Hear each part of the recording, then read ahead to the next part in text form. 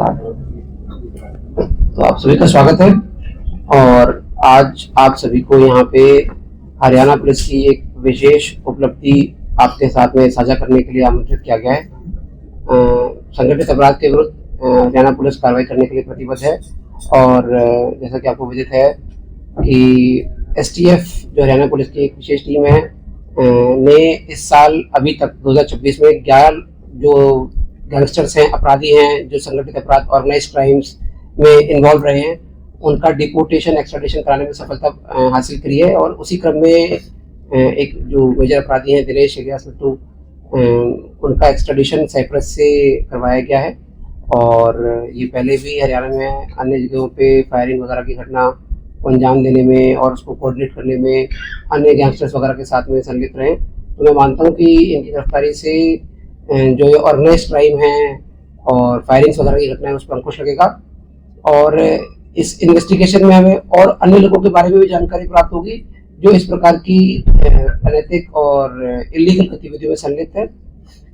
आपको जैसे विदित है कि भाई ये यहाँ पर एक महिंद्रा शोरूम में फायरिंग हुई थी 2024 में, उसमें इनका एक्टिव पार्ट था और इस मुकदमे में 3 लोगों की एनकाउंटर में मृत्यु हुई थी और 5 लोग अभी तक गिरफ्तार अन्य किए जा चुके हैं और कुछ और भी अन्य लोगों की गिरफ्तारी पेंडिंग है, जिसपे हरियाणा पुलिस पूर्ण रूप से कार्रवाई कर रही है और जैसे भी उसमें जो भी प्रगति होगी उसके बारे में आपको अवगत कराया जाएगा। सर, इसका रोल क्या था सर इस पूरे घटनाक्रम में? देखिए, ये साइप्रस में मौजूद थे। 2020 में ये साइप्रस गए थे यहाँ से इंडिया से स्टडी वीज़ा पे और वहाँ पर जाकर ये इलीगल एक्टिविटीज़ क्राइम और क्रिमिनल्स में इन्वॉल्व हो गए और वहाँ पे से कॉलिंग वगैरह का कोऑर्डिनेट करना और जो ये इस प्रकार की शूटिंग वगैरह या जो इस प्रकार की चीज़ें करते हैं, एक्सटॉर्शन, इलीगल एक्टिविटीज़ में बेसिकली ये और लोगों के साथ मिल के इस प्रकार की चीज़ों को अंजाम देने लग गए। तो इस प्रकार से इनका रोल था। हमारी टीम कब गई थी और कैसे इसको रिपोर्ट हो रहा है?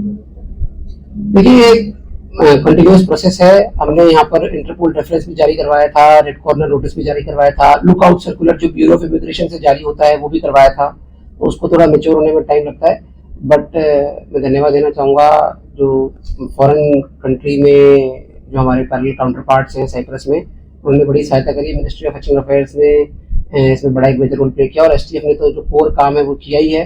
तभी क्योंकि एक लंबा प्रोसीजर होता है किसी अपराधी को किसी दूसरे कंट्री से वापस इंडिया में लेकर आना, तो हमारे डिप्टी साहब एसटीएफ के और एसटीएफ इंचार्ज साहब भी हैं डीएसपी क्राइम, तो सभी लोगों ने इसमें बहुत मेहनत करी है।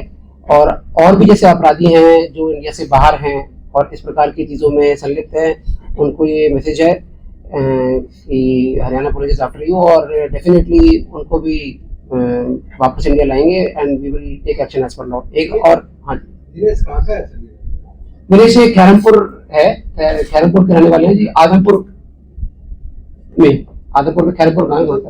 वीजा पे थे या वीजा पे गए थे जी, स्टडी वीजा पे।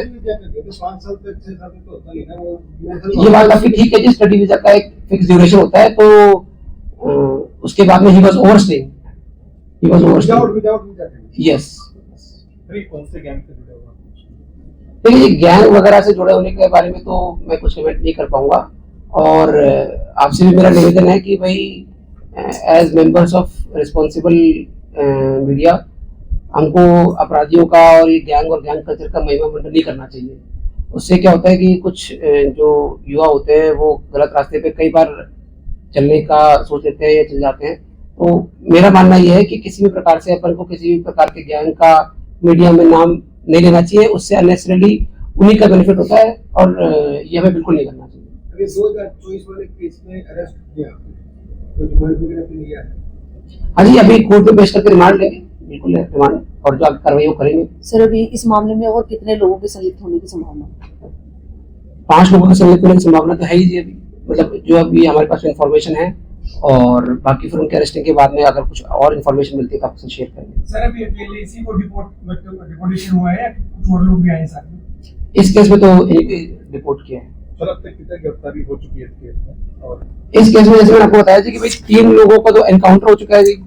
3 लोगों का एनकाउंटर हुआ था सोनीपत में, जिनकी मृत्यु हो गई थी एनकाउंटर में, और 5 लोग अरेस्ट हो गए हैं और 4-5 नहीं 5 में इन्वॉल्व है। जो 5 अरेस्ट हुए हैं उसमें ये इज वन ऑफ देम। और जो और लोगों की गिरफ्तारी बाकी है उसमें से काफी लोग भारत के बाहर हैं, तो उनको भी एक्स्ट्राडाइट या रिपोर्ट कराने की कार्रवाई जारी है।